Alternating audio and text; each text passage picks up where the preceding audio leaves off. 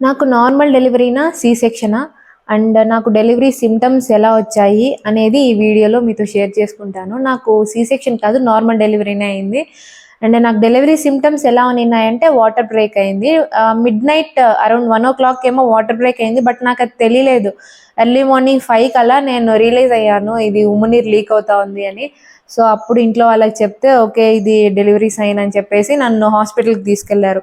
అక్కడికెళ్ళిన తర్వాత ఆల్మోస్ట్ 8 అయింది రీచ్ అయ్యేసరికి. అక్కడికెళ్ళిన తర్వాత చెక్ చేసి వాళ్ళు అడిగారు ఎప్పుడు లీక్ అయింది అని చెప్తే నేను ఎర్లీ మార్నింగ్ ఎప్పుడో మిడ్‌నైట్ లీక్ అయింది. బట్ నేను ఎర్లీ మార్నింగ్ 5 కల్లా చెక్ చేసుకున్నాను అంటే, మీరు ఇంత లేట్‌గా ఎందుకొచ్చారు? ఇంకా ముందే వచ్చుండాల్సింది.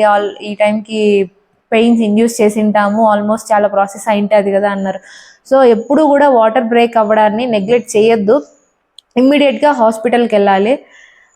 మోస్ట్‌లీ అది డెలివరీ సైనే అయ్యుండొచ్చు. మోస్ట్ ఆఫ్ ద కేసెస్‌లో వాటర్ బ్రేక్ అనేది డెలివరీ సైన్.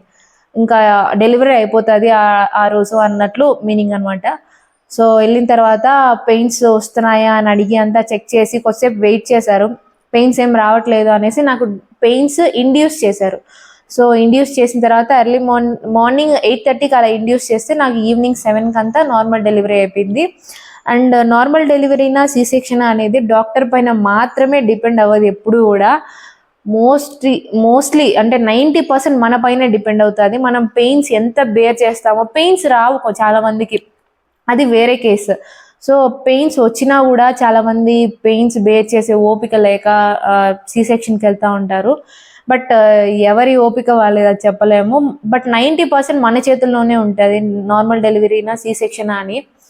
సో, అలా నాకు నార్మల్ డెలివరీ అయిపోయింది. డాక్టర్ కూడా నాకు చాలా అంటే చాలా సపోర్ట్ చేశారు.